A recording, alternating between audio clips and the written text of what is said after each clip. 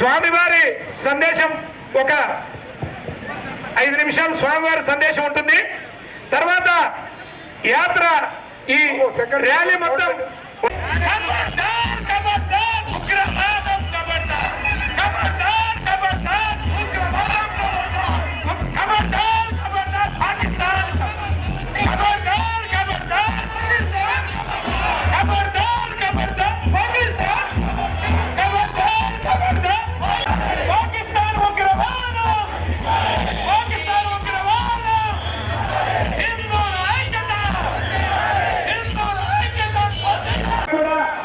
ఈ సర్కిల్ చుట్టూ అందరూ కూడా సర్కిల్ చుట్టూ చేరుకోవాలి.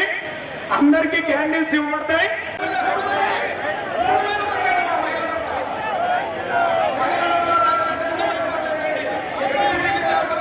చంపడానికి వారు సిద్ధంగా ఉన్నారు.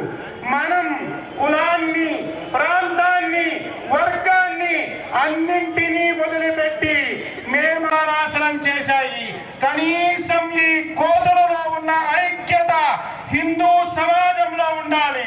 ఒకవైపు రాయచోటిలో ఏమి జరిగింది, ఇస్లాంకి హైందవానికి ఉన్నటువంటి వ్యత్యాసం ప్రపంచమంతా కూడా ఈ రోజు గుర్తిస్తుంది. అందుకే సౌదీ అరేబియాలో రామాయణ పాఠాలు నడుస్తూ ఉన్నాయి. ఈ దేశంలో రోహింగ్యాలు ఉండవచ్చు,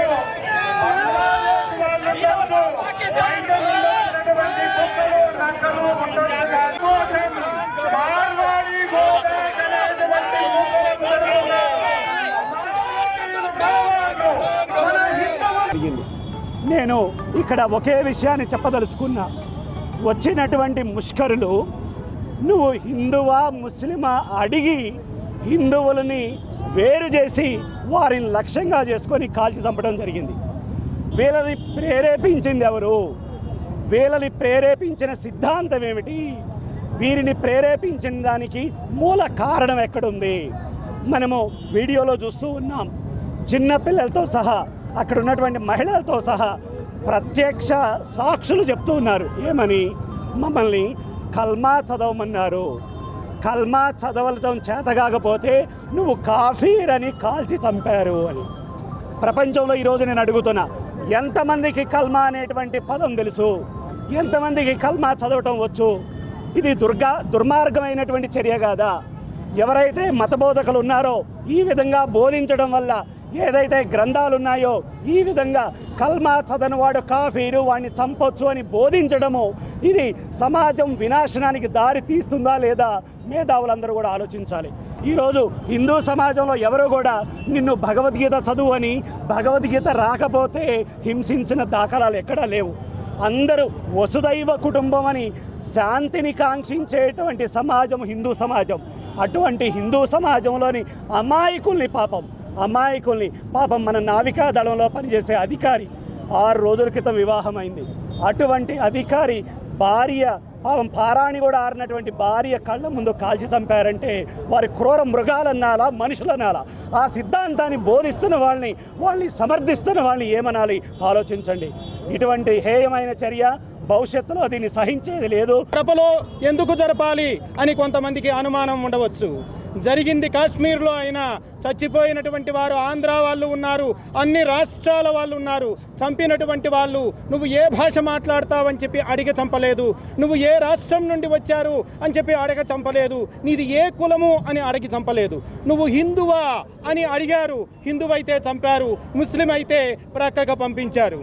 దీన్ని మనం గమనించాలి. మతము మత్తుగూర్చు మార్గంబుగా రాదు, హితము గూర్పవలే నెల్లరకును, హితము గూర్పగలేని మతము మానగవలే కాళికాంబ హంస కాళికాంబ అన్నటువంటి వీరబ్రహ్మేంద్ర స్వామి లాంటి వారు ఈ ధర్మంలో పుట్టారు.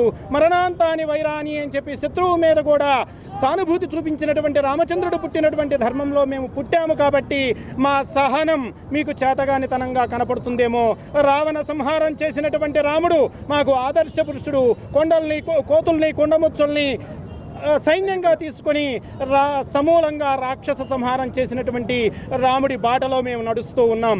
ఈ రోజున కుక్కలకి మేము అన్నం పెడుతూ ఉన్నాం, వాటిని పెంచుతూ ఉన్నాం, ప్రేమగా చూస్తూ ఉన్నాం, వాటి ఆకలి చూస్తూ ఉన్నాం. అంతేగాని ఈ కుక్కకు పిచ్చి పట్టి ప్రవర్తిస్తుంది అన్నప్పుడు ఆ కుక్కని 10 మంది మీ కలిపి 10 రాళ్ళు తీసుకొని 10 కర్రలు తీసుకొని చంపుతాం. దేనికి అంటే ఆ మిగతా కుక్కలన్నింటికీ కూడా ఈ కుక్కతో ప్రమాదం ఉంది. హిందూ సమాజానికి, మానవ సమాజానికి ఈ కుక్కతో ప్రమాదం ఉంది. కాబట్టి తీవ్రవాదం అనేటువంటి భావజాలంతో పెరిగేటువంటి ఎటువంటి వారినైనా సరే హిందూ సమాజం ఉపేక్షించదు.